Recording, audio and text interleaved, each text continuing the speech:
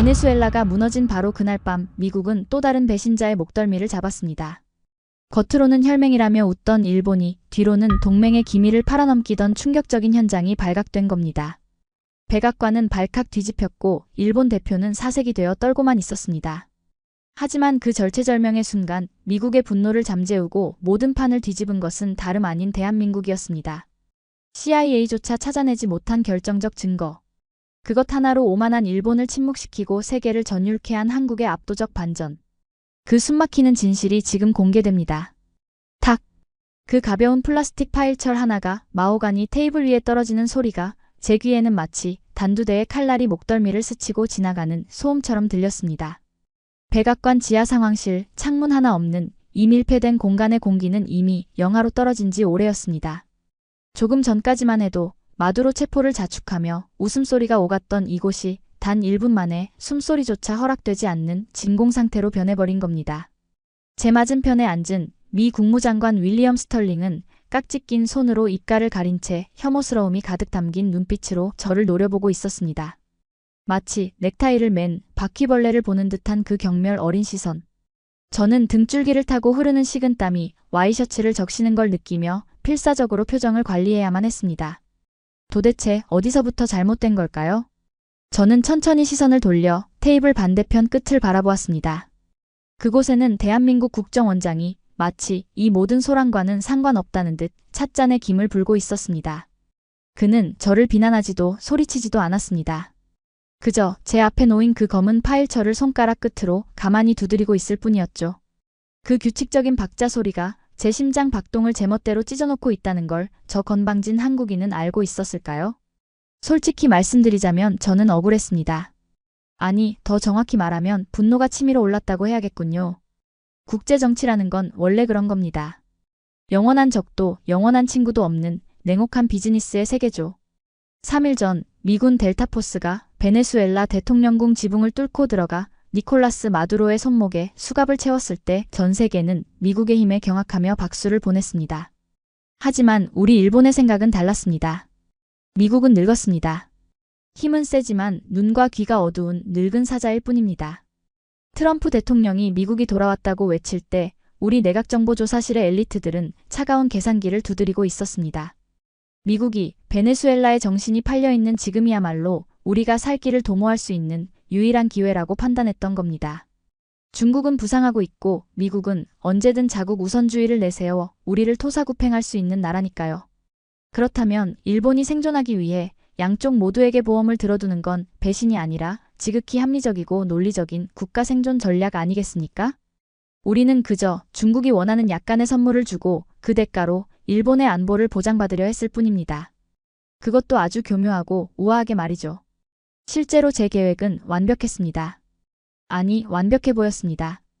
지난달 태국과 캄보디아의 휴전 협정이 있었을 때 저는 자위대 파견단을 철수시키면서 캄보디아 정글 깊숙한 곳에 있는 통신 중개소에 작은 장치 하나를 남겨두고 왔습니다.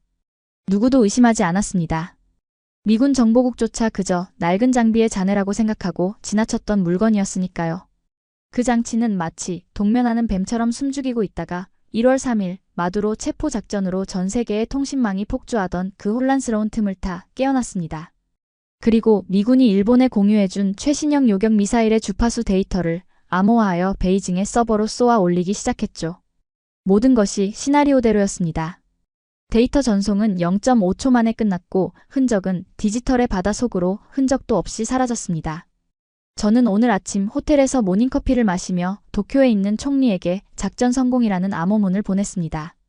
그리고 여유로운 미소를 띠고 이 상황실에 들어왔던 겁니다. 미국의 승리를 축하해주는 척하며 뒤로는 그들의 약점을 쥐고 있다는 쾌감에 취해서 말입니다. 그런데 말입니다. 지금 제 눈앞에 놓인 저 빌어먹을 검은 파일철의 표지에는 제가 베이징으로 보냈던 그 0.5초의 데이터가 1프레임 단위로 인쇄되어 있었습니다. 믿을 수가 없었습니다. 이건 물리적으로 불가능한 일입니다. 미국의 NSA도 영국의 MI6도 잡아내지 못한 그 찰나의 순간을 어떻게 한국 따위가 잡아낼 수 있단 말입니까? 저들은 그저 우리가 주는 정보를 받아먹고 미국이 시키는 대로 움직이는 하청업체 같은 존재들이 아니었습니까? 제가 알던 한국은 감정에 치우쳐서 때나 쓰는 촌스러운 나라였는데 지금 제 앞에 앉아있는 저 남자의 눈빛은 마치 먹잇감의 숨통을 끊기 직전의 맹수처럼 차갑게 가라앉아 있었습니다. 미스터 사이온지. 한참의 침묵 끝에 윌리엄 스털링 장관이 입을 열었습니다. 평소에는 그토록 신사적이고 유려하던 그의 목소리가 마치 쇠를 긁는 것처럼 거칠게 갈라져 나오더군요. 설명해 보시죠. 이게 단순한 시스템 오류입니까? 아니면 우리가 모르는 새로운 미일 협력 프로젝트라도 되는 겁니까? 그의 질문은 질문이 아니었습니다. 사형 선고나 다름없었죠. 저는 마른 침을 꿀꺽 삼켰습니다. 목구멍이 타들어가는 것 같았습니다. 머릿속에서는 수만 가지의 변명이 팽이처럼 돌았지만 입 밖으로는 단 한마디도 나오지 않았습니다. 제가 무슨 말을 하든 맞은편에 앉은 한국 국정원장이 또 다른 증거를 꺼내 제 논리를 박살낼 거라는 공포가 본능적으로 느껴졌기 때문입니다. 그때였습니다. 침묵을 지키던 한국 국정원장이 찻잔을 내려놓으며 천천히 몸을 일으켰습니다. 장관님, 설명은 필요 없을 것 같습니다. 그는 저를 보지 않고 오직 스털링 장관만을 바라보며 나지막히 하지만 상황실 전체를 울리는 명료한 목소리로 말을 이었습니다. 저희 대한민국 정보당국이 확인한 바에 따르면 이건 단순한 데이터 유출이 아닙니다. 일본은 이 데이터를 넘기는 대가로 중국으로부터 대만 해협에서의 중립을 약속받았습니다. 다시 말해 미군이 피를 흘릴 때 일본은 뒷짐지고 구경만 하겠다는 밀약을 맺은 겁니다. 순간 스털링 장관의 주먹이 책상을 쾅 하고 내리쳤습니다. 찻잔이 달그락거리며 요란한 소리를 냈고 주변의 보좌관들이 화들짝 놀라 몸을 움츠렸습니다. 하지만 저는 놀라는 신용조차 할 수 없었습니다. 제 심장이 발바닥까지 뚝 떨어지는 기분이었으니까요. 그건 저와 총리 그리고 중국 공산당 서열 3위만이 알고 있는 1급 기밀 중에 기밀이었습니다. 도대체 한국은 어디까지 알고 있는 걸까요? 아니, 놈들은 언제부터 우리를 지켜보고 있었던 걸까요? 공포. 그래요, 그건 명백한 공포였습니다. 미국의 권력 앞에서 느끼는 두려움이 아니었습니다. 나의 가장 은밀한 치부를 나보다 더 잘 알고 있는 보이지 않는 눈에 대한 원초적인 공포. 저는 떨리는 손을 감추기 위해 테이블 아래로 주먹을 꽉 쥐어야만 했습니다. 하지만 그것은 시작에 불과했습니다.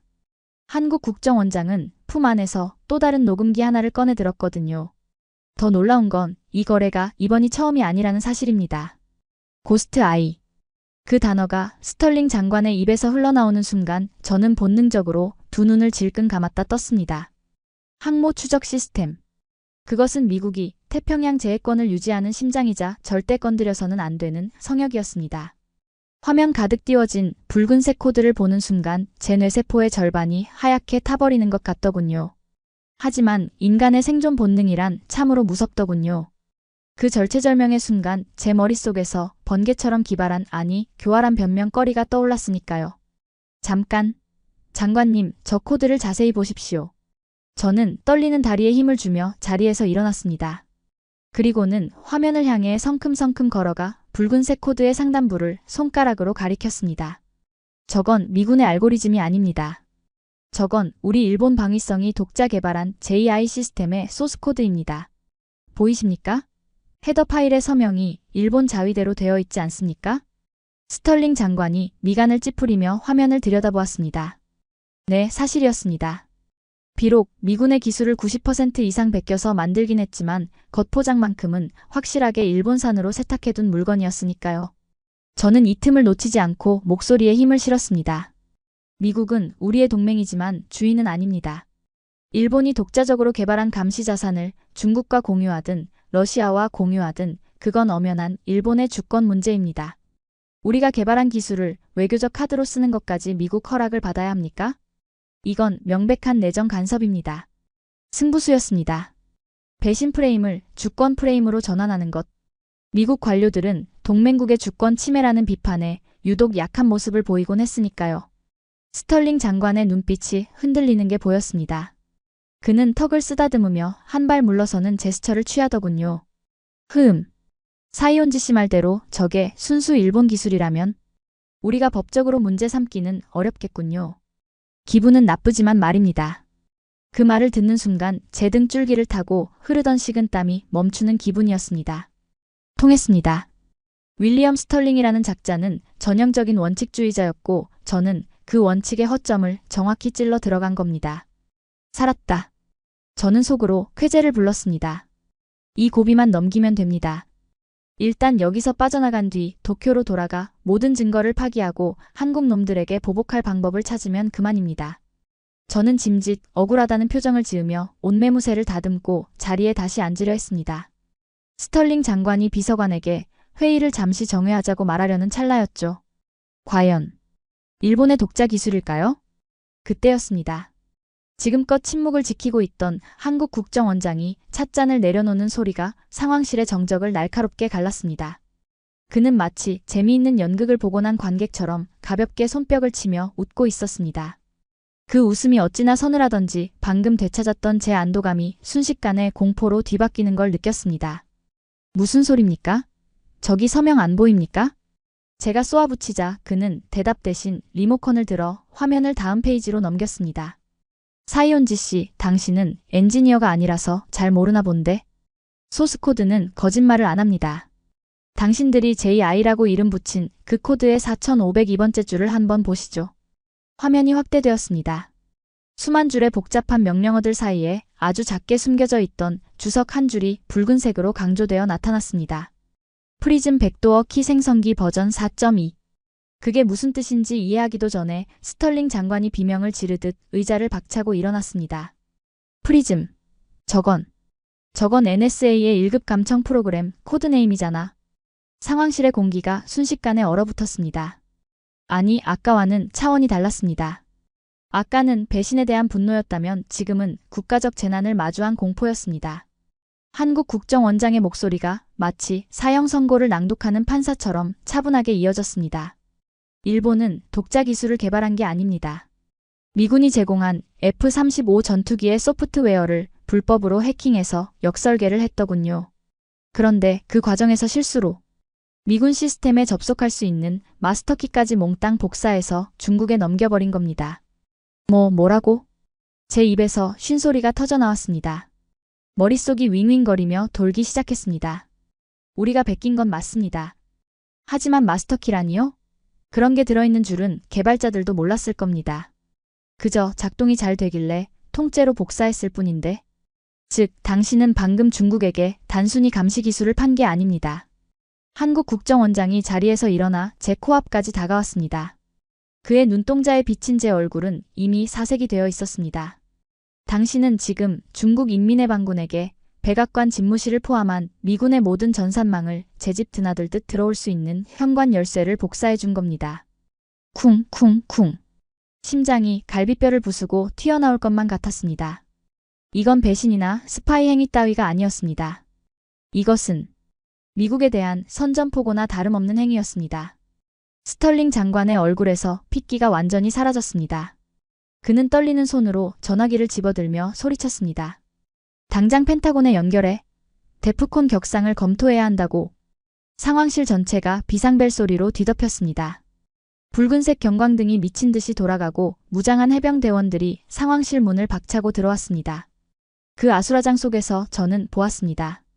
이 모든 혼란을 만들어낸 단 한 사람. 한국 국정원장만이 유일하게 평온한 표정으로 공포에 질려 덜덜 떨고 있는 저를 내려다보고 있는 모습을 말입니다. 그의 눈빛은 이렇게 말하고 있었습니다. 이제 알겠나?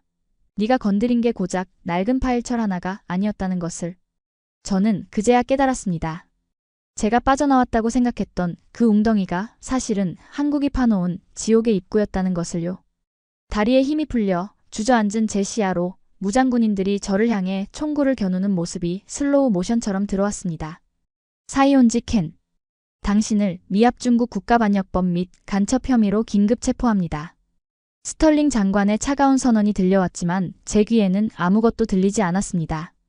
오직 하나 저를 파멸로 몰아넣은 저 한국인의 나직한 목소리만이 귓가에 맴돌 뿐이었죠. 게임은 이제 시작입니다. 사이온지 씨. 아직 보여드릴 게 많이 남았거든요. 끝이 아니었습니다. 더 큰 지옥이 기다리고 있다는 뜻이었으니까요. 그 순간 시간이 멈춘 것 같았습니다. 스털링 장관의 체포 명령이 떨어지고 무장병력들이 저를 포위해 오던 그 아수라장 속에서 제 영혼은 현실 도피를 하듯 과거의 한 지점으로 빨려 들어갔습니다.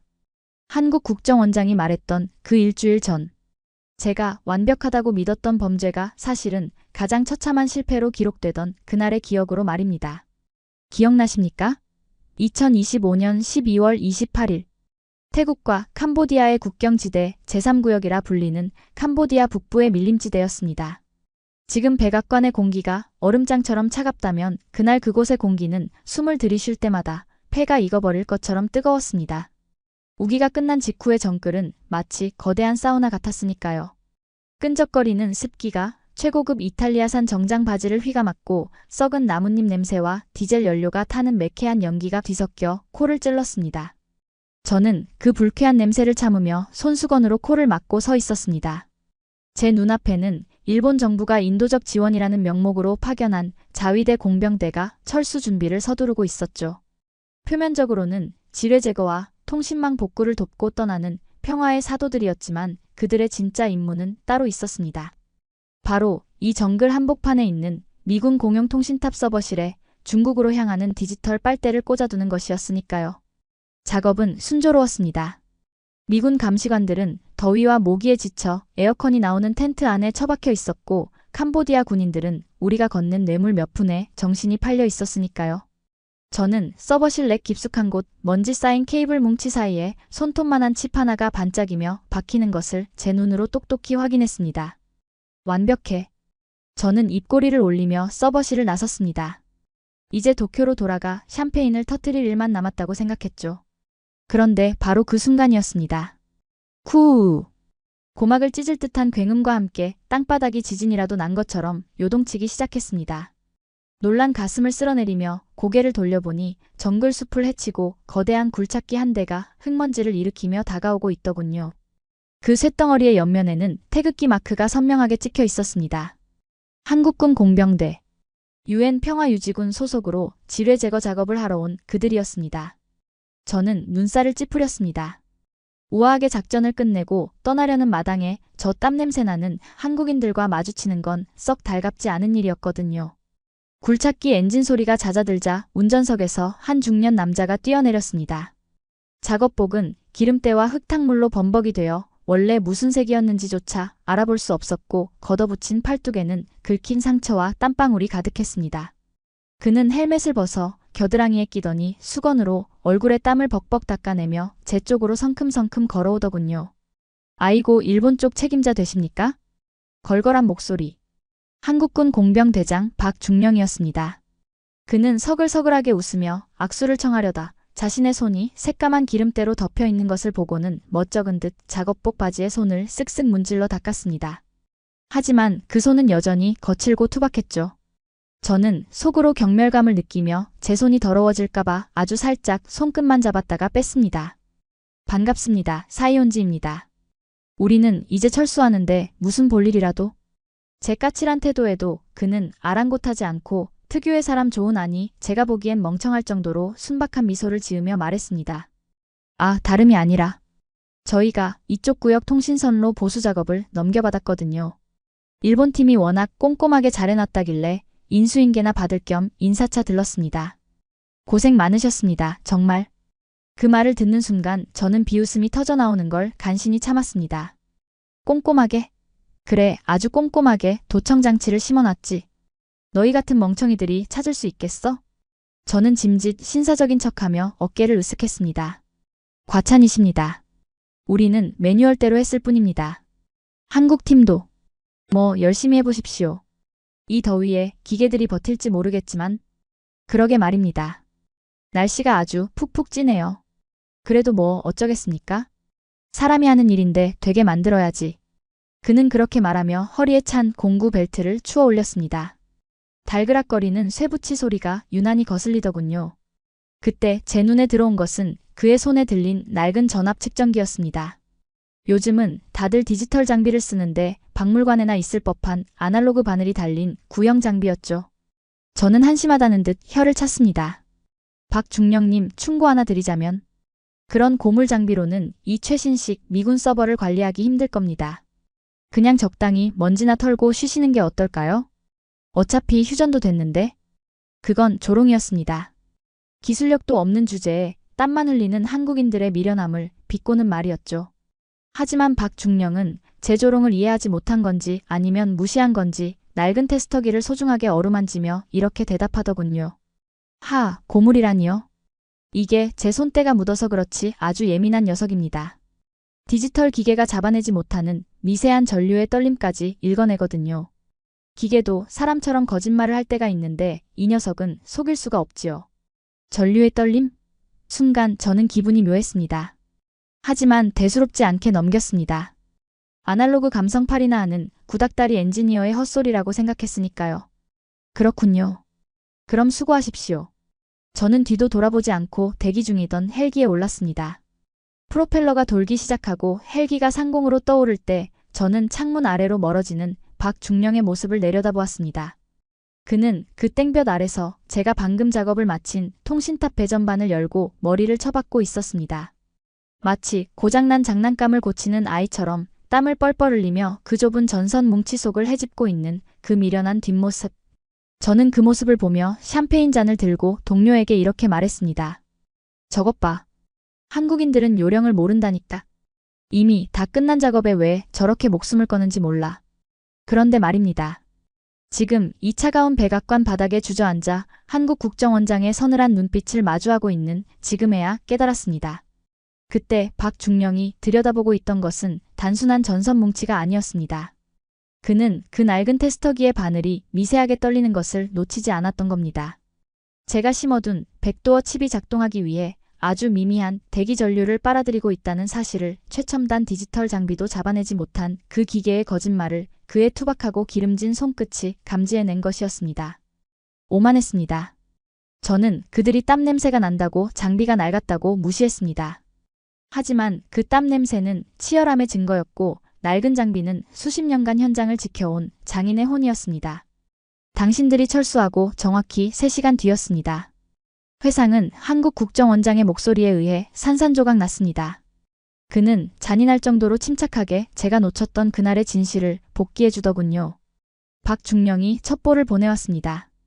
일본 놈들이 배전반 3번 슬롯에 이상한 걸 끼워놓고 갔다. 전압이 0.02V 정도 튀는데 이거 냄새가 난다. 라고 말이죠. 0.02V. 고작 그 찰나의 오차. 그것을 잡아냈다고요? 그 더위 속에서 남들이 다 끝났다고 철수하는 마당에 굳이 남이 한 작업을 다시 뜯어보는 그 지독한 의심과 집요함으로 우리는 박중령의 보고를 받고 즉시 현장에 요원을 투입했습니다. 그리고 당신이 심어둔 칩을 정밀 분석했죠. 놀랍더군요. 미군의 암호 체계를 뚫으려고 아주 공들여 만들었더군요. 그래서 우리는 생각했습니다. 이 훌륭한 장난감을 그냥 부수기엔 아깝다. 이걸 역이용해서 일본이 누구와 손을 잡고 있는지 확인해보자. 눈앞이 깜깜해졌습니다. 그러니까 제가 헬기 위에서 박중령을 비웃으며 샴페인을 마시고 있을 때 그들은 이미 제 목에 올가미를 걸고 있었던 겁니다. 그 투박한 손으로 기름때 묻은 장갑으로 아주 천천히 그리고 확실하게. 스털링 장관이 혐오스러운 표정으로 저를 내려다보며 물었습니다. 그럼 자네들이 확보했다는 그 영상. 캄보디아에서 사이온지가 중국 스파이를 만나는 장면도 그때 찍은 건가? 그렇습니다. 놈들이 칩을 심어놓고 안심했을 때 그들이 접선 장소로 이동하는 것을 박중령 팀이 드론으로 추적했습니다. 물론 굴착기 소음에 묻혀서 드론 소리는 듣지 못했겠죠. 완패였습니다. 변명의 여지가 없는 철저하고도 완벽한 패배. 제 최첨단 칩은 한국의 낡은 테스터기에 잡혔고 제 은밀한 회동은 한국의 굴착기 소음에 묻혀 발가벗겨졌습니다. 하지만 신은 저에게 아직 마지막 시련을 남겨두고 있었습니다. 한국 국정원장이 스크린을 가리키며 덧붙인 한마디가 제 남은 이성마저 끊어놓았으니까요. 그리고 장관님, 박중령 팀이 그 칩을 뜯어보다가 더 재미있는 걸 발견했습니다. 이 칩 단순히 데이터를 빼가는 게 아닙니다. 만약 외부에서 특정 신호를 보내면 미군의 통신망 자체를 마비시킬 수 있는 킬 스위치 기능까지 포함되어 있더군요. 뭐라고? 아닙니다. 그건 아닙니다. 저는 그런 기능을 넣은 적이 없습니다. 저는 억울함에 소리치려 했지만 입이 떨어지지 않았습니다. 설마 중국 놈들이? 내가 데이터를 넘기는 칩을 만들어 달라고 했을 때 중국 기술자들이 내 몰래 자폭 기능까지 심어놨단 말인가? 그제야 알겠더군요. 저는 미국을 속이려다 한국에게 들켰고 중국을 이용하려다 중국에게 이용당한 철저하게 노란한 광대였다는 사실을 말입니다. 중국이 우리를 배신했다. 그 단순하고도 명료한 문장이 제 뇌리를 강타하는 순간 저는 발밑에 땅이 꺼지는 듯한 현기증을 느꼈습니다. 킬 스위치라니요? 내가 건넨 것이 단순한 열쇠가 아니라 백악관과 펜타곤을 동시에 날려버릴 수 있는 시한폭탄이었다니 믿을 수가 없었습니다. 저는 억울함에 입술을 달달 떨며 스털링 장관을 쳐다보았지만 그는 이미 저를 투명 인간 취급하고 있었습니다. 아니, 정확히 말하면 그는 지금 공포에 질려 있었습니다. 미군 전체의 신경망이 마비될 수도 있었다는 그 끔찍한 가능성 앞에서 천하의 미 국무장관도 얼어붙고 만 겁니다. 그럼 지금 내 함대들은 어떻게 된 건가? 스털링 장관의 목소리는 형편없이 갈라져 있었습니다. 그는 마치 물에 빠진 사람이 지푸라기라도 잡는 심정으로 한국 국정원장을 바라보더군요. 만약 그 킬 스위치가 작동했다면 지금 태평양을 항해 중인 제7함대는 눈먼 장님이 되어 표류하고 있을 테니까요. 바로 그 순간 한국 국정원장이 옅은 한숨을 내쉬며 넥타이를 조금 느슨하게 풀었습니다. 그 모습은 마치 모든 수술을 끝내고 수술실을 나서는 외과 의사처럼 지독하게도 차분해 보이더군요. 장관님, 진정하십시오. 당신의 함대는 안전합니다. 그는 리모컨 버튼을 눌러 화면을 전환했습니다. 그러자 거대한 스크린에 복잡하게 얽힌 네트워크 지도가 펼쳐졌습니다. 그 중심에는 붉은색 경고등이 번쩍이는 악성 코드 덩어리가 있었지만 놀랍게도 그 주변을 초록색 방화벽이 마치 쇠사슬처럼 꽁꽁 묶어두고 있는 형상이 나타났습니다. 우리가 지난 3일 동안 잠을 못 잔 이유가 바로 이것 때문입니다. 국정원장의 설명은 이어졌습니다. 한국군은 캄보디아에서 박중령이 찾아낸 그 칩을 즉시 한국 본토에 있는 사이버 작전사령부 일명 777부대 지하 벙커로 전송했습니다. 그리고 그곳에서 대한민국 최고의 화이트 해커와 암호학 박사 200명이 달라붙어 그 칩 안에 숨겨진 500만 줄의 코드를 한 줄 한 줄 뜯어보기 시작했던 겁니다. 말이 좋아 500만 줄이지 그것은 인간이 할 수 있는 영역이 아니었습니다. 보통의 국가라면 AI에게 맡기거나 수주일에 걸쳐 분석했을 분량입니다. 하지만 한국인들은 달랐습니다.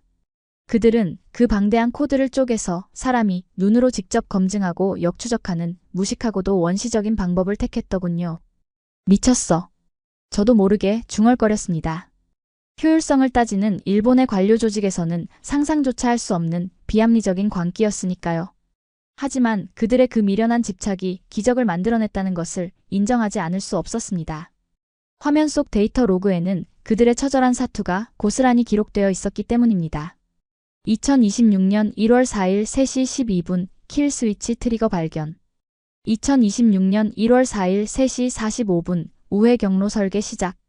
2026년 1월 5일 14시 20분 가상 샌드박스 내 폭발 실험 완료. 2026년 1월 6일 6시 미군 서버용 백신 패치 완성. 불과 48시간. 그들은 중국이 수년에 걸쳐 심혈을 기울여 만든 최악의 악성 코드를 단 이틀 만에 발가벗기고 무력화시킨 뒤 오히려 그것을 잡아먹는 백신까지 만들어낸 겁니다. 이게 가능한 일인가? 스털링 장관이 멍하니 화면을 올려다보며 물었습니다. 그는 NSA 보고서에서도 이런 속도의 대응을 본 적이 없었을 테니까요. 가능하더군요. 우리 요원들이 컵라면으로 끼니를 때우며 72시간 동안 의자에서 엉덩이를 떼지 않는다면 말입니다. 한국 국정원장의 대답은 건조했지만 그 속에 담긴 무게감은 태산보다 무거웠습니다. 그는 품 안에서 USB 하나를 더 꺼내 테이블 위에 조용히 올려놓았습니다. 이게 그 결과물입니다. 중국의 킬 스위치를 역으로 추적해서 베이징의 지령 서버를 마비시킬 수 있는 카운터 코드까지 담아뒀습니다. 지금 펜타곤 서버에 꽂으시면 당신들의 보안 등급은 10년 전 수준에서 미래로 단숨에 업그레이드 될 겁니다. 침묵. 또다시 무거운 침묵이 회의실을 지배했습니다. 하지만 이번 침묵의 성격은 아까와는 완전히 달랐습니다. 아까가 공포와 의심의 침묵이었다면 지금은 경외감에 압도당한 자들의 침묵이었죠. 저는 그제야 깨달았습니다. 이 싸움은 애초에 성립될 수 없는 게임이었다는 것을 말입니다. 저는 화려한 외교적 수사와 로비 자금으로 미국을 구워 삶으려 했고 중국의 힘을 빌려 호가호위하려 했습니다. 그것이 제가 배운 정치였고 엘리트의 방식이었으니까요.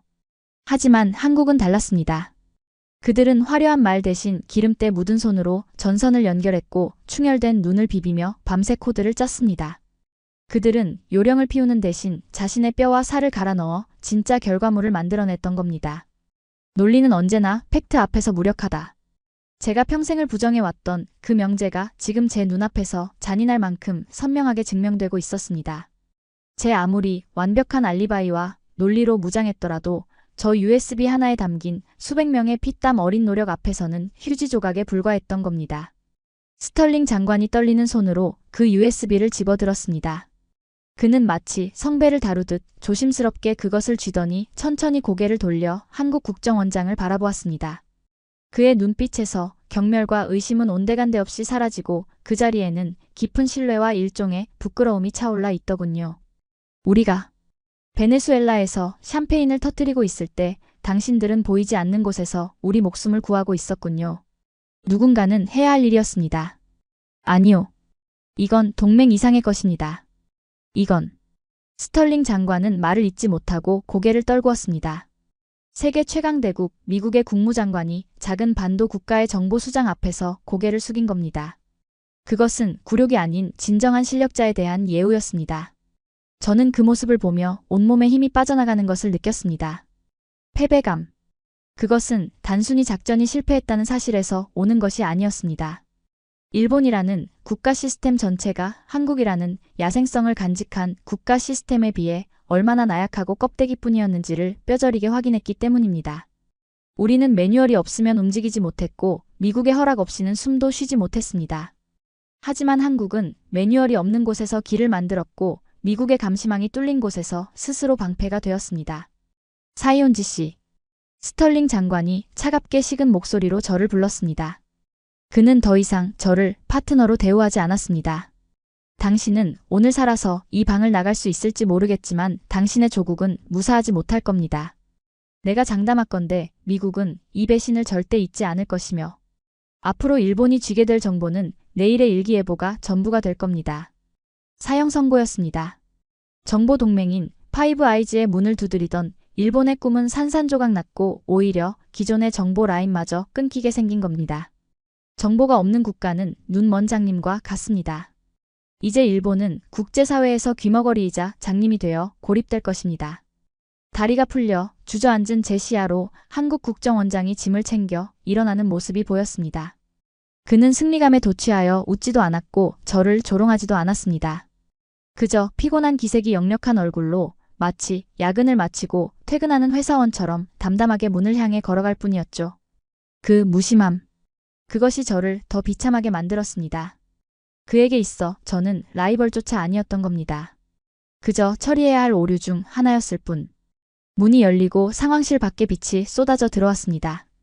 그 빛 속으로 걸어나가는 한국 대표의 뒷모습은 제가 평생 보아온 그 어떤 거인보다 더 거대해 보였습니다. 그리고 그 뒤에 남겨진 저는 화려한 정장을 입은 채 썩어가는 시체처럼 초라하기 그지없었습니다. 이것은 완벽했던 일본의 몰락이자 괴물 같은 한국의 시대가 열리는 서막이었습니다. 백악관 상황실의 육중한 공기가 미묘하게 바뀌기 시작한 건 바로 그 순간이었습니다. 스털링 장관이 한국 국정원장의 손을 잡고 깊은 감사의 뜻을 표하던 그 찰나 저는 패배감에 젖어 고개를 떨구고 있었습니다. 제 인생, 아니 일본이라는 국가의 운명이 끝났다고 생각했으니까요. 감히 미국을 속이려 했고 중국과 내통했으며 심지어 미군 함대를 위험에 빠뜨린 죄. 그것은 어떤 외교적 수사로도 덮을 수 없는 명백한 반역이었기 때문입니다. 하지만 저는 한 가지를 간과하고 있었습니다. 이곳이 어디입니까? 정의와 도덕이 흐르는 법정이 아니라 힘과 이익만이 유일한 법전이 되는 세계 정치의 심장부 백악관이라는 사실을 말입니다. 철컥. 상황실의 두꺼운 방음문이 예고도 없이 열렸습니다. 그 소리는 마치 감옥의 문이 열리는 소리처럼 날카로웠고 안도감에 젖어있던 스털링 장관과 한국 대표의 시선이 동시에 문 쪽으로 쏠렸습니다.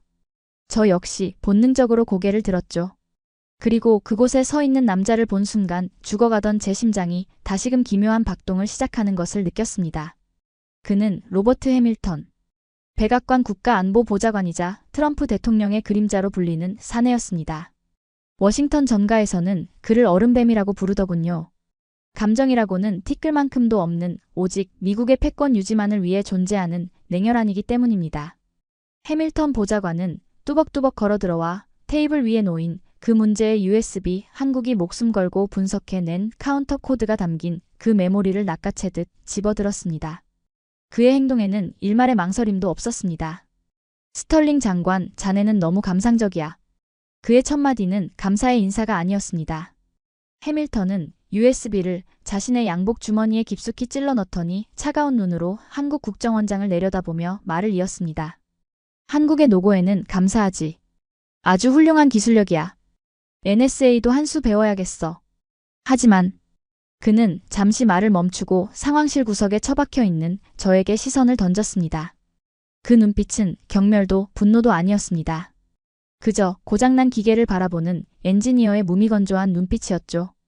그리고 그가 뱉은 말은 제 귀를 의심하게 만들 만큼 충격적이면서도 동시에 달콤했습니다.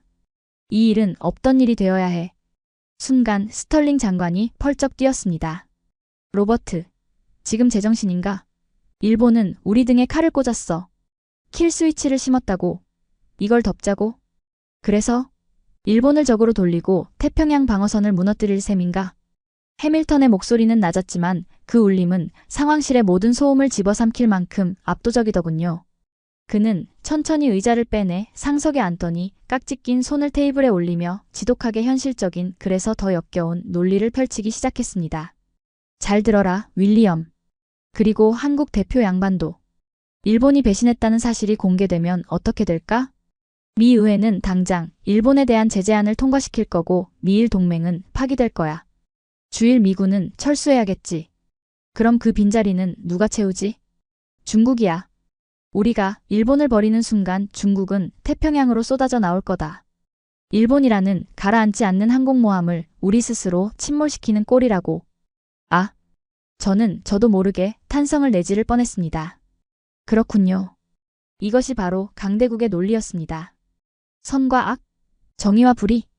그런 건 동화책에나 나오는 이야기였습니다. 진짜 권력자들에게 중요한 건 오직 균형과 통제뿐이었던 겁니다.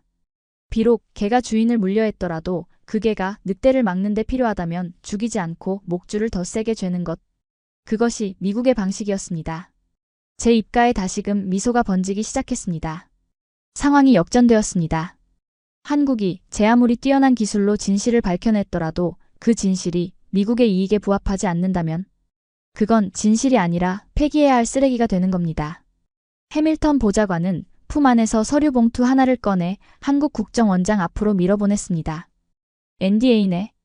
여기에 서명하게. 오늘 이 방에서 있었던 모든 일, 킬 스위치, 일본의 배신, 그리고 당신들이 제공한 백신 코드까지. 모든 것을 1급 기밀로 분류하고 50년 동안 봉인한다. 만약 이 내용이 언론의 한 줄이라도 새어나간다면 미국은 한국을 정보 유출국으로 지정하고 세컨더리 보이콧을 가할 거야. 협박. 이것은 동맹국에 대한 정중한 요청이 아니라 조폭들이나 할 법한 노골적인 협박이었습니다. 스털링 장관조차 입을 다물지 못한 채 멍하니 바라볼 정도였으니까요. 물론 보상은 섭섭지 않게 해주지. 주한미군 방위비 분담금 협상에서 좀 봐주면 되겠나? 아니면 무기 구매 차관을 늘려줄까? 원하는 걸 적어내. 해밀턴은 마치 거린에게 적선하듯 거만하게 말했습니다. 저는 속으로 쾌재를 불렀습니다. 역시 미국은 저를 실망시키지 않았습니다. 한국인들이 밤새워 찾아낸 그 피땀 어린 증거들이 워싱턴의 정치 논리 앞에서는 고작 방위비 몇 푼과 맞바꿀 거래 대상에 불과했던 겁니다. 한국 국정원장의 표정을 살폈습니다. 물론 직접 드러내진 않았지만 조금 전까지 승리감에 차 있었을 그의 얼굴이 지금은 어떻게 일그러져 있을지 궁금했기 때문입니다. 분노? 좌절? 아니면 굴욕감? 그런데 말입니다. 그는 웃고 있었습니다. 비웃음도 허탈한 웃음도 아니었습니다. 마치 이 촌극이 언제 벌어지나 기다리고 있었다는 듯 아주 묘하고 서늘한 미소였죠. 그는 해밀턴이 내민 기밀 유지 협약서를 집어들더니 내용을 읽지도 않고 반으로 찢어버렸습니다. 찍! 종이 찢어지는 소리가 천둥 소리처럼 고막을 때렸습니다. 해밀턴 보좌관의 눈썹이 꿈틀거리더군요. 지금 무슨 짓인가? 거래 조건이 틀렸습니다. 보좌관님. 한국 국정원장은 찢어진 종이 조각을 쓰레기통에 던져 넣으며 차분하게 입을 열었습니다. 당신 말대로 일본은 필요하길지도 모릅니다. 하지만 당신이 하나 놓친 게 있습니다. 우리는 50년 전의 한국이 아닙니다. 미국이 덮으라면 덮고 입 다물라면 다무는 그런 하청 국가가 아니란 말입니다. 그래서 미국과 전면전이라도 하겠다는 건가? 고작 그 USB 하나 믿고? 아니요, 전면전은 당신들이 피하고 싶겠죠.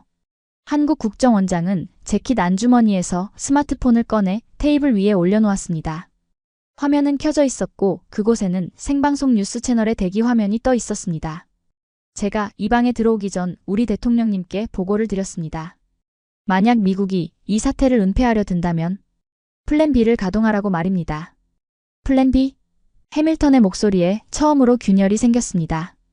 지금 이 시각 한국의 사이버 작전 사령부는 전 세계 주요 언론사와 국제 해커 그룹에 익명으로 메일을 발송할 준비를 마쳤습니다. 그 메일 안에는 아까 보신 그 킬 스위치 코드와 일본이 중국과 맺은 이면 합의서 원본이 들어있죠. 미쳤군. 그걸 공개하면 전 세계 금융망이 마비될 거야. 당신네 나라도 무사하지 못해. 상관없습니다. 한국 국정원장의 눈빛이 번뜩였습니다. 그것은 광기가 아니라 물러설 곳 없는 자의 결기였습니다. 어차피 일본이라는 시한폭탄을 안고 가느니 지금 터뜨려서 썩은 환부를 도려내는 게 낫습니다. 우리는 잃을 게 없습니다. 우리는 이미 수십 년간 당신들의 무시와 일본의 견제 속에서 맨몸으로 살아남은 나라니까요. 하지만 미국은 어떻습니까? 세계의 경찰이라는 당신들의 권위가 동맹국의 등에 칼을 꽂는 나라를 비호했다는 사실이 밝혀지면 그땐 중국이 아니라 전 세계가 미국에게 등을 돌릴 겁니다. 공포. 진정한 공포는 소리 지르는 자에게서 나오는 게 아니라 가장 조용하게 자폭 버튼에 손을 올린 자에게서 나온다는 것을 저는 그때 뼈저리게 느꼈습니다. 해밀턴 보좌관의 얼굴이 불그락푸르락 변했습니다. 그는 계산이 빠른 사람입니다. 한국의 위협이 허풍이 아니라는 걸, 그리고 저 데이터를 공개했을 때 미국이 입을 타격이 한국이 입을 타격보다 훨씬 치명적이라는 걸 본능적으로 계산해낸 겁니다. 원하는 게 뭔가? 결국 얼음뱀이라 불리던 사내가 꼬리를 내렸습니다. 목소리는 떨리고 있었고 그 거만하던 태도는 온데간데 없었죠.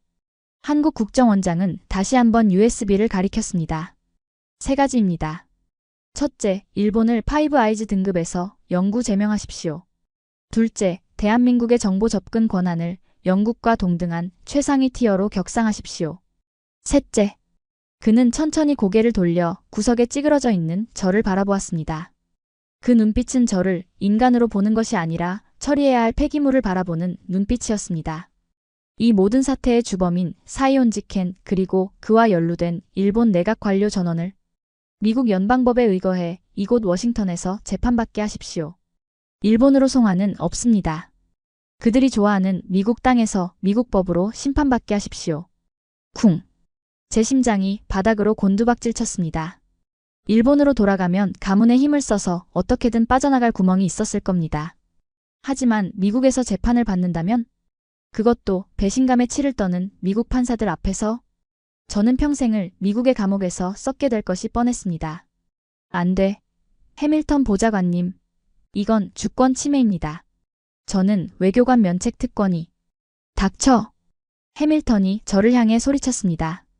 그의 눈에는 이미 제가 보이지 않았습니다.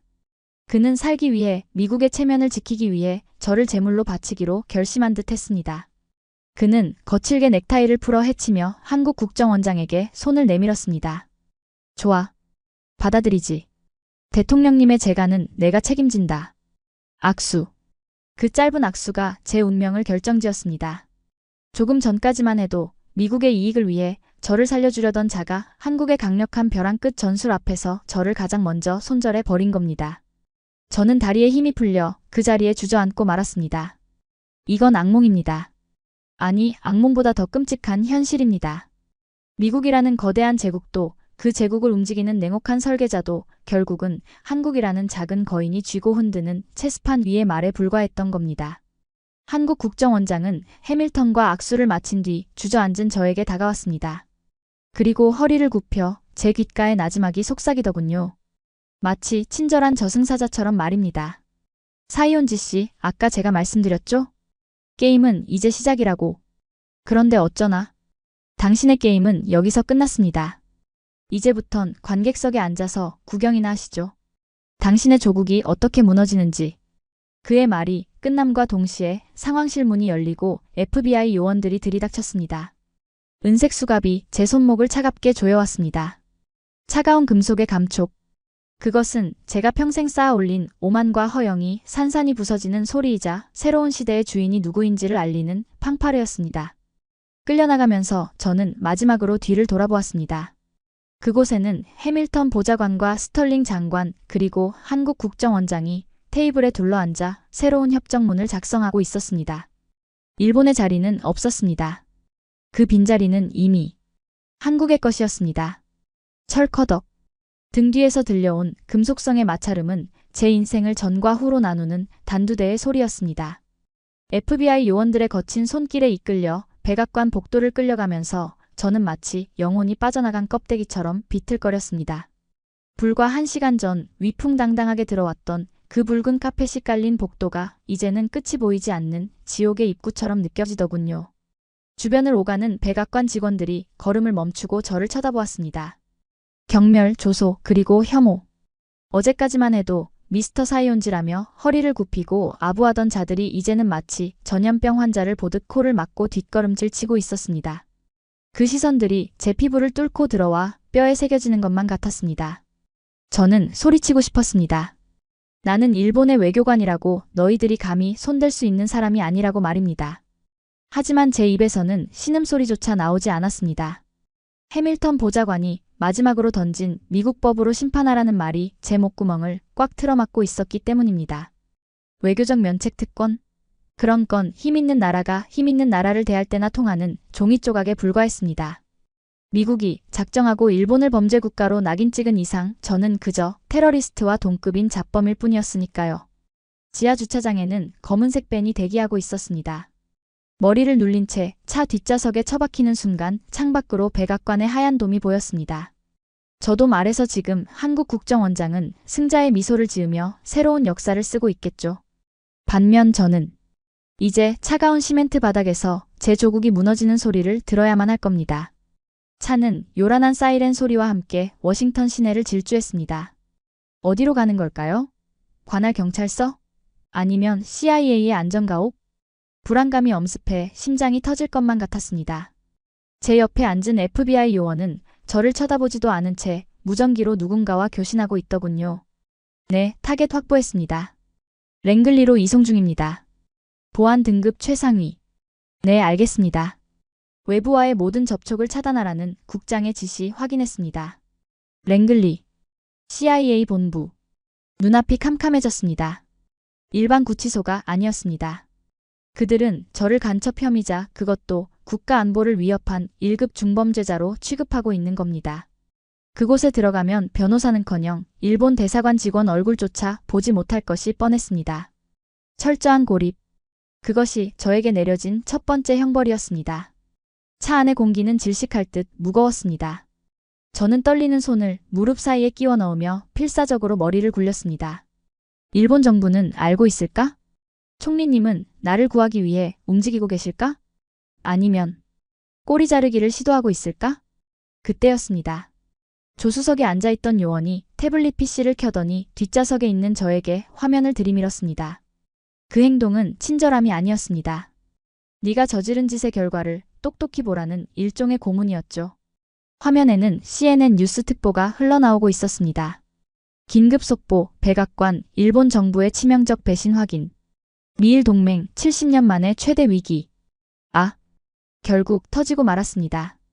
한국이 예고했던 플랜 B는 가동되지 않았지만 미국 스스로가 먼저 선수를 친 겁니다.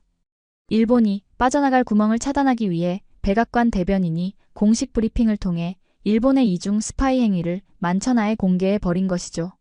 화면 속 앵커의 목소리는 흥분되어 있었습니다. 믿기 힘든 소식입니다. 일본 내각정보조사실이 미군의 기밀 정보를 중국에 넘기려 했으며 이 과정에서 미군 통신망을 마비시킬 수 있는 악성 코드까지 유입시켰다는 사실이 밝혀졌습니다.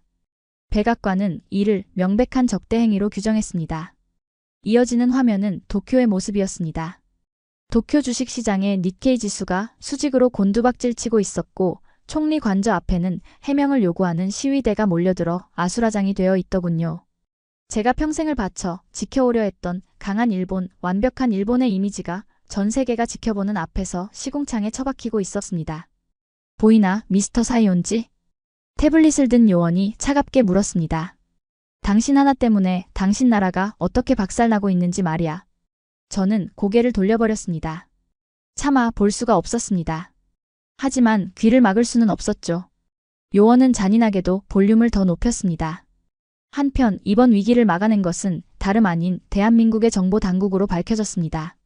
백악관은 한국을 가장 신뢰할 수 있는 1급 파트너로 격상하겠다고 발표했습니다. 화면이 바뀌고 앳된 얼굴의 한국 청년들이 모니터 앞에서 환호하는 자료 화면이 나왔습니다. 아마 한국의 사이버 사령부 요원들인 모양입니다. 그들의 모습은 충격적이었습니다. 저는 정보 요원이라고 하면 영화 007에 나오는 제임스 본드처럼 말끔한 정장을 입고 칵테일을 마시는 모습을 상상해 왔습니다. 저 자신도 그렇게 살아왔고요. 하지만 화면 속의 한국 요원들은 달랐습니다. 며칠을 못 씻었는지 떡진 머리, 턱 밑까지 내려온 다크서클, 목이 늘어난 티셔츠. 책상 위에는 다 먹은 컵라면 용기가 산처럼 쌓여 있었고 바닥에는 에너지 드링크 캔이 굴러다니고 있었습니다. 그들은 엘리트가 아니라 마치 쪽방촌의 폐인들처럼 보였습니다. 그런데 말입니다. 그 초라한 몰골의 청년들이 환호하며 서로를 껴안고 우는 그 모습에서 저는 전율을 느꼈습니다. 그것은 단순히 월급을 받고 일하는 직장인의 얼굴이 아니었습니다. 나라를 지키겠다는, 내가 아니면 이 나라는 끝장난다는 절박함. 그 광기에 가까운 사명감이 그들의 충혈된 눈동자 속에서 이글거리고 있었기 때문입니다. 저 컵라면, 저 싸구려 인스턴트 식품을 씹어 삼키며 그들은 72시간 동안 잠 한숨 자지 않고 중국의 최정예 해커 부대와 싸운 겁니다. 제가 호텔 레스토랑에서 와인을 마시며 우아한 외교를 논하고 있을 때 그들은 보이지 않는 지하 벙커에서 자신의 수명을 갉아먹으며 피 튀기는 전쟁을 치르고 있었던 겁니다. 괴물들. 저도 모르게 중얼거렸습니다. 일본은 기술을 가졌습니다. 돈도 있습니다. 시스템도 완벽합니다. 하지만 우리에게는 저 눈빛이 없었습니다. 국가가 위기에 처했을 때 자신의 모든 것을 던져서라도 지켜내겠다는 저 처절한 헝그리 정신. 그것은 돈으로 살 수 있는 것도 매뉴얼로 가르칠 수 있는 것도 아니었습니다. 수십 년간 우리는 한국을 무시했습니다. 그들이 만드는 물건은 조잡하다고, 그들의 문화는 촌스럽다고 비웃었죠. 하지만 우리는 몰랐습니다. 그 조잡함 속에 스며있는 끈기를, 그 촌스러움 속에 감춰진 도끼를 말입니다.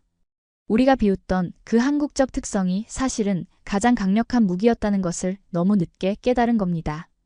차가 멈췄습니다. 랭글리의 육중한 철문이 열리고 저는 지하 취조실로 끌려갔습니다. 창문 하나 없는 회색빛 방.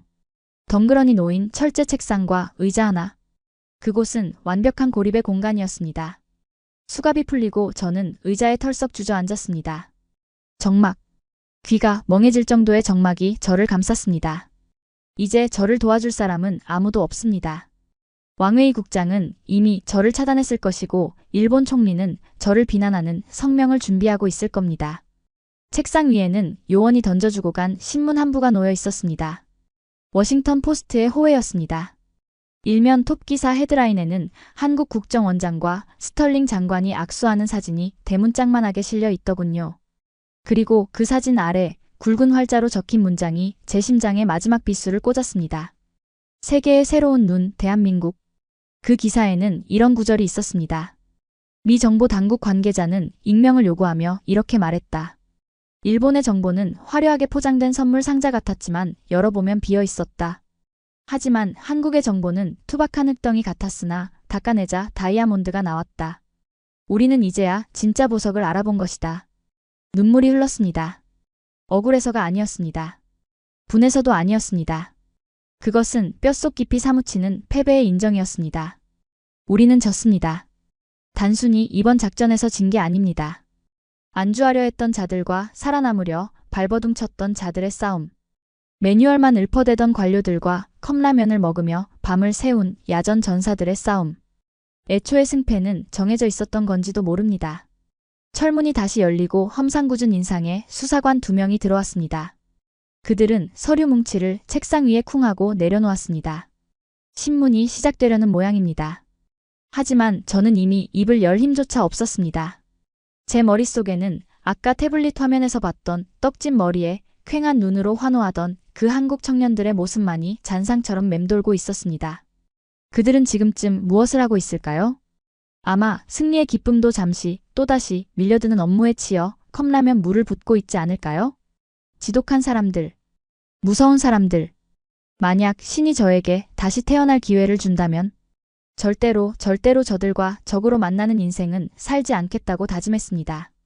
한국이라는 나라는 건드려서는 안 되는 벌집이 아니라 잠들어 있는 척하지만 언제든 깨어나 상대를 물어뜯을 준비가 된 용이었으니까요. 수사관이 제 앞에 녹음기를 켰습니다. 이름과 소속을 말해. 저는 마른 입술을 떼며 제 인생의 마지막이 될지도 모르는 공식적인 대답을 내뱉었습니다. 내 이름은 사이온지 켄. 한때 아시아를 호령한다고 착각했던 어리석은 나라의 관료입니다. 시간이 얼마나 흘렀는지 가늠조차 되지 않았습니다. 창문 하나 없는 이 회색빛 콘크리트 독방에서 유일하게 저를 감각하게 하는 것은 천장 구석 환풍기에서 들려오는 미세한 모터 소리뿐이더군요. 윙윙거리는 그 기계적인 소음이 마치 제 뇌를 파먹어 들어가는 벌레 소리처럼 느껴져 저는 몇 번이고 머리를 벽에 쥐어박고 싶었습니다. CIA의 대테러 신문시설 일명 블랙사이트. 이곳은 인간을 심판하는 곳이 아니라 인간이라는 존재 자체를 지워버리는 소각장이었습니다. 지난 수십 년간 외교관으로서 화려한 스포트라이트를 받으며 살아왔던 사이온지 켄이라는 인격은 이곳에 들어온 순간 수의번호 US-2604구로 대체되어 버렸으니까요. 처음 며칠간은 분노가 치밀어 올랐습니다. 내가 누구인데? 내가 일본을 위해, 아니 자유진영의 안보를 위해 얼마나 많은 더러운 일을 처리해왔는데 고작 이런 대우를 받는단 말인가? 억울했습니다. 미국은 위선자들입니다. 필요할 땐 우리를 이용해 먹고 조금이라도 수틀리면 가차없이 쓰레기통에 처박는 그들의 이중성에 치가 떨렸습니다. 하지만 그 분노조차 사치였다는 것을 깨닫는 데는 그리 오랜 시간이 걸리지 않았습니다. 지독한 고립. 그것은 분노를 공포로, 공포를 무력감으로, 마침내 무력감을 자기 혐오로 바꾸어 놓는 가장 잔인한 고문이었으니까요. 철문 하단에 뚫린 배식구로 하루 2번 맛을 느낄 수 없는 샌드위치와 미지근한 물이 들어왔습니다. 신문관들은 저에게 말을 걸지 않았습니다. 그들은 그저 기계적으로 들어와 같은 질문을 반복하고 제가 대답하기도 전에 나가버리곤 했습니다. 마치 제가 미쳐버리기를 기다리는 사람들처럼 말입니다. 그러던 어느 날 아마도 수감된 지 몇 시간이 지났을 무렵이었을 겁니다. 신문관이 던져주고 간 태블릿 PC에서 저는 제 인생을 송두리째 부정당하는 뉴스를 목격했습니다. 일본 정부 공식 성명 사이온지 켄은 독단적인 범죄자. 정신질환 앓고 있어. 하. 헛웃음이 터져 나오더군요. 독단적 범죄자? 정신질환? 불과 2주 전 제 어깨를 두드리며 자네만이 일본의 희망일세 라고 속삭이던 총리가 전 세계 언론 앞에서 저를 미치광이로 매도하고 있었습니다. 꼬리 자르기인 줄은 알았지만 이토록 철저하고 모욕적인 방식일 줄은 상상도 못했습니다. 그들은 저를 지우고 있었습니다. 제 가문의 명예도, 제가 쌓아 올린 공적도, 심지어 제 국적마저도. 저는 이제 일본인도 아니었습니다. 그저 어디에도 속하지 못한 채 태평양 한가운데 표류하는 썩은 고깃덩어리에 불과했던 겁니다. 바닥을 쳤습니다. 이것이 바로 영혼의 어두운 밤이라는 것일까요? 살아야 할 이유가 없었습니다. 조국은 나를 버렸고 미국은 나를 가뒀으며 세계는 나를 조롱하고 있습니다. 차라리 혀를 깨물고 죽는 것이 마지막 남은 사무라이의 자존심을 지키는 길이 아닐까 하는 생각마저 들었습니다. 그렇게 차가운 바닥에 웅크린 채 죽음을 생각하고 있을 때였습니다. 철커덕. 육중한 철문이 열리는 소리가 들렸습니다. 또다시 기계적인 신문이 시작되려나 봅니다. 저는 고개를 들지도 않고 벽을 보고 누워 있었습니다. 일어나십시오, 사이온지 씨. 익숙한 목소리. 하지만 영어가 아니었습니다. 일본어도 아니었습니다. 그것은 굵직하고 단호한 한국어 억양의 영어였습니다. 저는 감전된 듯 몸을 일으켜 세웠습니다. 눈부신 복도 조명을 등지고 서 있는 그 남자. 바로 저를 이 지옥으로 밀어넣은 장본인 대한민국 국정원장이었습니다. 그를 보는 순간 죽어가던 분노의 불씨가 다시 확 타올랐습니다. 여기가 어디라고 감히 승자의 여유를 부리러 온 건가? 나를 조롱하고 비참하게 망가진 내 꼴을 구경하러 온 것인가? 나가! 당장 나가시오. 저는 갈라진 목소리로 소리쳤습니다. 하지만 목이 너무 말라 쇳소리만 날 뿐이었죠. 그는 제고함에도 아랑곳하지 않고 천천히 방 안으로 들어와 의자에 앉았습니다. 그의 손에는 낡은 보온병 하나와 작은 종이 쇼핑백이 들려 있었습니다. 소리 지를 힘이 남아있는 걸 보니 다행이군요. 죽기 일보 직전일 거라 생각했는데 그는 덤덤하게 말하며 가져온 쇼핑백에서 무언가를 꺼내 책상 위에 올려놓았습니다. 놀랍게도 그것은 김이 모락모락 나는 하얀 쌀밥과 플라스틱 용기에 담긴 따뜻한 국물이었습니다. CIA의 형편없는 샌드위치 냄새가 아니라 구수하고 깊은 고기 국물 냄새가 코끝을 자극하더군요. 이게 무슨 짓입니까? 식사입니다. 한국 사람은 밥심으로 산다고 하는데 당신도 동양인이니 빵보다는 이게 나을 것 같아서. 동정합니까? 나를 승리의 전리품 취급하는 겁니까? 저는 책상을 내리치려 했습니다. 하지만 이어지는 그의 말에 제 손은 허공에서 멈추고 말았습니다. 동정이 아닙니다. 이건 당신이 살아남아야 할 이유를 설명하기 위한 증거물입니다.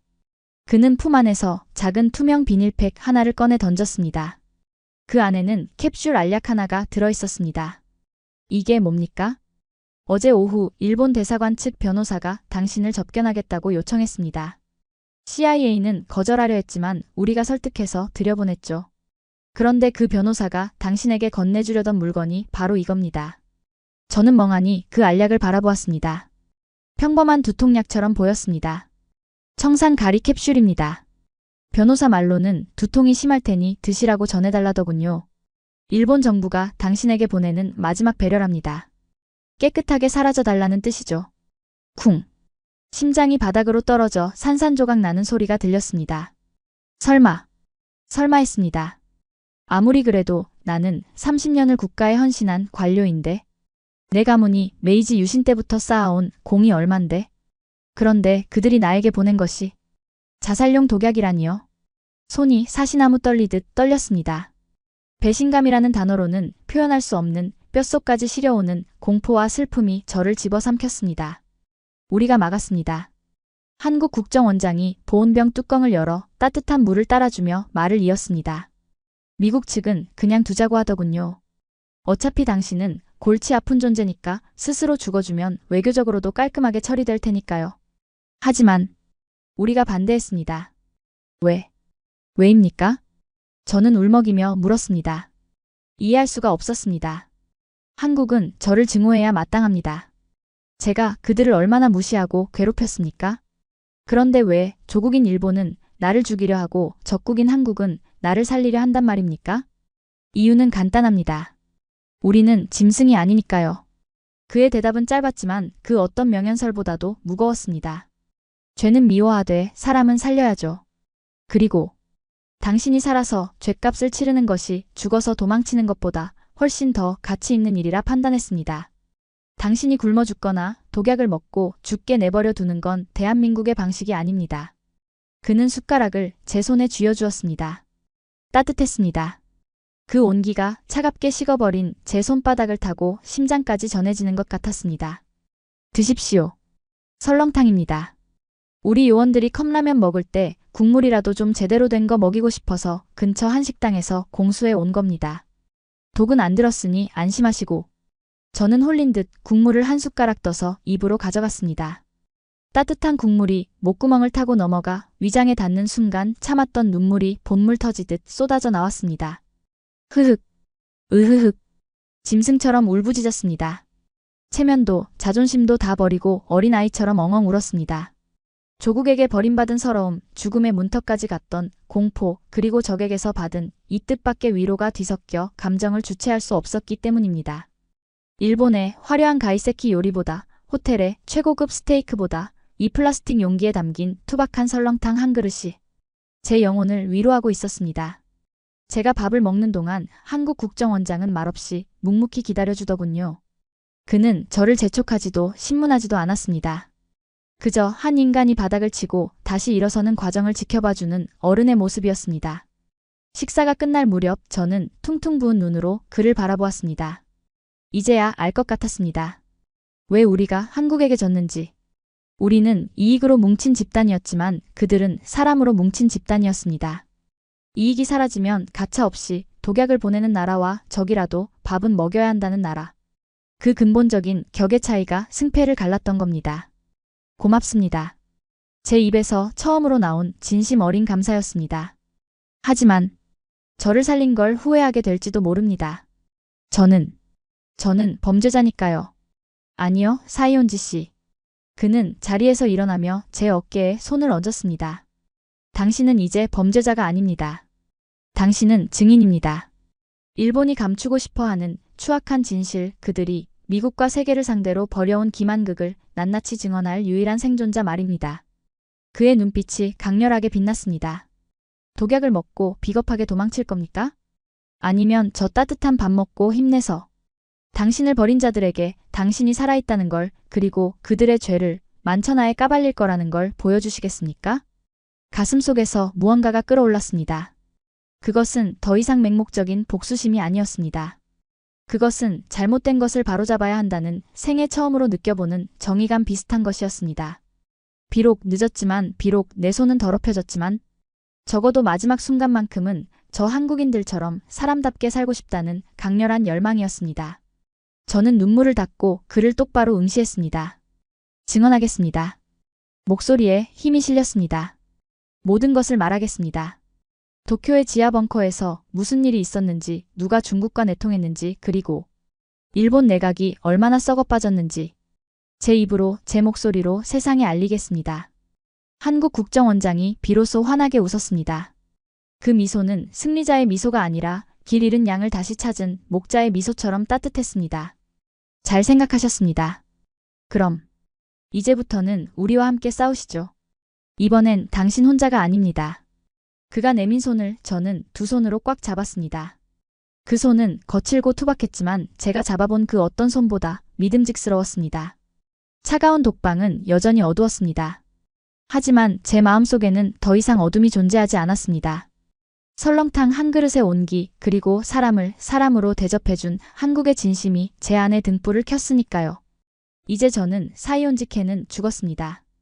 그리고 대한민국이라는 거인의 어깨 위에 올라타 거짓된 제국을 향해 진실의 화살을 쏘아 올릴 새로운 내부 고발자로 다시 태어났습니다.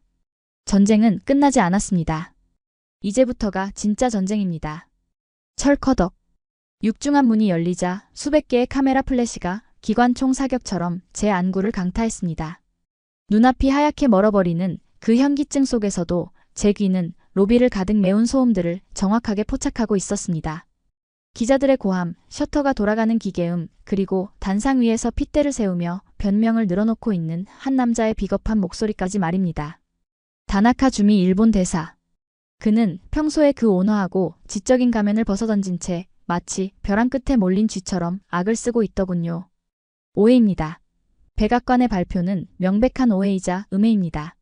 일본 정부는 중국과 내통한 사실이 없으며 사이온지라는 개인이 독단적으로 벌인 범죄일 뿐입니다. 우리는 피해자입니다. 그 뻔뻔한 거짓말이 제 고막을 때리는 순간 신기하게도 두려움이 사라졌습니다. 대신 차가운 이성이 머릿속을 맑게 채우기 시작했습니다. 한국 국정원장이 건네준 설렁탕의 온기가 아직 위장에 남아있어서였을까요? 아니면 더 이상 잃을 것이 없는 자의 객기였을까요? 저는 심호흡을 한 번 하고 수갑찬 손을 들어 올리며 단상을 향해 천천히 걸어 나갔습니다. 거짓말입니다. 제 목소리는 크지 않았지만 마이크를 통해 증폭된 그 한마디는 장내의 소음을 단숨에 집어삼켰습니다. 기자들의 시선이 일제히 저에게 꽂혔습니다. 다나카 대사의 눈동자가 튀어나올 듯 커지더군요. 그는 제가 이미 CIA의 지하 감옥으로 끌려가 영원히 침묵하게 되었을 거라 믿고 있었을 테니까요. 사이온지? 내 놈이 어떻게? 다나카 대사가 당황하여 말을 더듬는 사이 저는 단상 위로 올라가 그의 옆에 섰습니다. 해밀턴 보좌관의 눈짓을 받은 경호원들이 그를 제지하지 않았기에 가능한 일이었습니다. 저는 마이크 앞에 서서 전 세계로 송출되는 카메라 렌즈를 똑바로 응시했습니다. 제 이름은 사이온지 켄. 오늘 아침까지만 해도 일본 내각정보조사실의 수석 분석관이었으며 지금은 조국으로부터 정신병자로 낙인 찍힌 사람입니다. 장내에 침묵이 흘렀습니다. 그 침묵은 폭풍전야의 고요함처럼 무겁고 끈적거렸습니다. 다나카 대사님, 개인의 일탈이라고 하셨습니까? 저는 품 안에서 구겨진 USB 하나를 꺼내 들었습니다. 조금 전 독방에서 한국 국정원장이 건네주고 간 일본의 심장을 찌를 결정적인 단검이었습니다. 여기 오늘 오전 9시 30분. 작전이 실패하기 직전까지 제가 도쿄의 총리 관저와 주고받은 암호 통신 기록 원본이 있습니다. 대사님 주장대로라면 정신병자인 제가 혼자서 북치고 장구치고 했다는 건데. 그럼 이 메시지는 누가 보낸 겁니까? 저는 옆에 준비된 대형 스크린에 USB를 연결했습니다. 화면에 붉은색 텍스트가 핏자국처럼 선명하게 떠올랐습니다. 지령 코드 882 마두로 체포 혼란을 틈타 미군 데이터 전송 완료할 것. 중국 측 입금 확인됨. 작전명 붉은 벚꽃. 기자석 여기저기서 탄식이 터져나왔습니다. 붉은 벚꽃. 그것은 일본 외무성과 내각정보조사실이 극비리에 추진해온 대중국 보험용 이면 합의의 공식 명칭이었습니다. 다나카 대사의 얼굴이 백지장처럼 하얗게 질렸습니다. 이마에서 흐른 식은땀이 턱 끝으로 뚝뚝 떨어지는 게 보일 정도였죠. 하지만 그는 노련한 외교관답게 마지막 발악을 시도하더군요. 조작이야. 저건 한국 놈들이 만든 가짜야. 텍스트 파일 따위는 누구나 만들 수 있어. 감히 저런 조잡한 위조 증거로 신성한 일본 정부를 모독해? 그는 삿대질까지 하며 목청을 높였습니다. 꽤 그럴듯한 반박이었습니다. 디지털 시대에 텍스트 파일의 신빙성은 낮으니까요. 기자들도 반신반의하는 눈치였습니다. 물론입니다. 텍스트는 조작할 수 있죠. 저는 침착하게 대꾸했습니다. 오히려 미소를 지어 보였습니다. 논리라는 칼자루를 쥔 자는 굳이 목소리를 높일 필요가 없는 법이니까요. 하지만 대사님, 디지털 지문은 조작할 수 없습니다. 스크린 하단을 봐주십시오. 제가 리모컨을 누르자 통신 패킷의 상세 정보가 화면에 확대되었습니다. 복잡한 숫자들의 나열이었지만 핵심은 단 하나였습니다. 이 통신 패킷의 헤더 정보에 찍힌 고유 IP 주소 210.158.x. 어디서 많이 본 숫자 아닙니까? 다나카 대사의 입이 딱 벌어졌습니다. 그것은 도쿄 가스미 가세키에 위치한 일본 외무성 본청 메인 서버의 고정 IP였습니다. 한국의 사이버 작전 사령부 요원들이 지난 72시간 동안 잠 한숨 자지 않고 역추적한 결과입니다. 이 IP는 일본 외무성을 거쳐 베이징의 공산당 대외 연락부 서버로 데이터를 쏘아 보내는 중계기 역할을 했습니다. 자, 대사님. 이것도 한국이 조작한 겁니까? 그렇다면 한국은 일본 외무성 서버를 해킹해서 IP까지 심어놓을 능력이 있다는 뜻인데, 그게 사실이라면 일본의 국가보안은 이미 뚫린 거나 마찬가지 아닙니까? 완벽한 외통수였습니다. 조작이라고 우기면 일본의 보안 무능을 자인하는 꼴이 되고 사실이라고 인정하면 국가반역죄가 성립되는 진퇴양난. 다나카 대사는 넥타이를 거칠게 풀어 헤치며 헐떡거렸습니다. 그의 눈동자가 갈 곳을 잃고 흔들리고 있었습니다. 그건 해커들이 우회 공격을. 비겁하군요. 끝까지 인정하지 않으시다니. 저는 마지막 카드를 꺼냈습니다. 이것만큼은 쓰고 싶지 않았지만 저 뻔뻔한 가면을 벗기기 위해서는 어쩔 수 없었습니다. 그렇다면 돈 이야기는 어떨까요? 기술은 몰라도 돈 냄새는 잘 맡으시지 않습니까? 화면이 바뀌고 스위스 은행의 송금 영수증이 떴습니다. 금액 1,000만 달러, 약 130억 원. 송금자 일본 외무성. 수신자 사이온지 켄. 입금 시간 오늘 낮 12시 5분. 제가 체포된 직후 일본 외무성 명의로 제 비밀 계좌에 꽂힌 돈입니다. 명목은 퇴직 위로금이었지만 실제로는 입막음 비용이었겠죠. 국가가 개인의 일탈이라고 주장하면서 뒤로는 거액을 송금해 입을 막으려 했다. 이것만큼 확실한 자백이 또 어디 있겠습니까? 끝났습니다. 더 이상의 반박은 불가능했습니다. 다나카 대사는 다리에 힘이 풀려 그 자리에 주저앉고 말았습니다. 수행원들이 그를 부축하려 달려왔지만 그는 이미 영혼이 빠져나간 사람처럼 바닥만 쳐다보고 있었죠. 끝났다. 다 끝났어. 그의 중얼거림이 마이크를 타고 전 세계에 생중계되었습니다. 그것은 단순히 한 외교관의 몰락이 아니었습니다.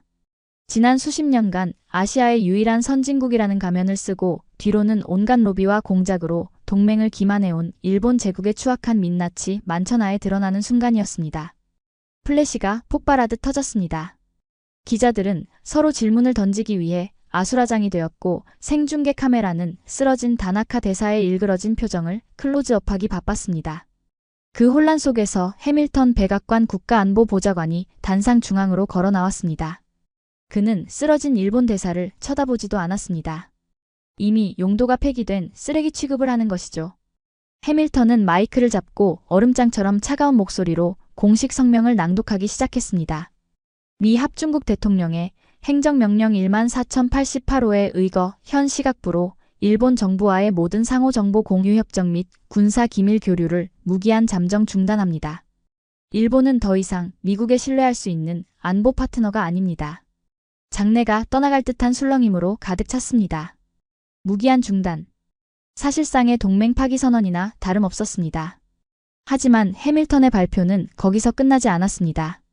그는 고개를 돌려 단상 아래 어둠 속에 서 있는 누군가를 향해 손을 뻗었습니다. 동시에 이번 사태를 해결하고 미군의 함대를 위기에서 구해낸 대한민국을 파이브 아이즈에 준하는 최상위 정보 동맹국 티어 1 파트너로 공식 지정합니다. 앞으로 아시아 태평양 지역의 모든 정보 자산 관리는 대한민국이 주도하게 될 것입니다. 우레와 같은 박수 소리가 터져나왔습니다. 스포트라이트가 단상 아래를 비췄고 그 빛 속으로 한국 국정원장이 걸어 나왔습니다. 그는 여전히 덤덤한 표정이었지만 해밀턴과 악수를 나누는 그의 손에는 확신이 차 있었습니다. 저는 그 광경을 뒤에서 조용히 지켜보았습니다. 태극기와 성조기가 나란히 배치된 스크린을 배경으로 한국과 미국 대표가 손을 맞잡고 있는 모습, 그리고 그 옆에 초라하게 주저앉아 있는 일본 대사. 이 한 장의 그림이 모든 것을 말해주고 있었습니다. 일몰.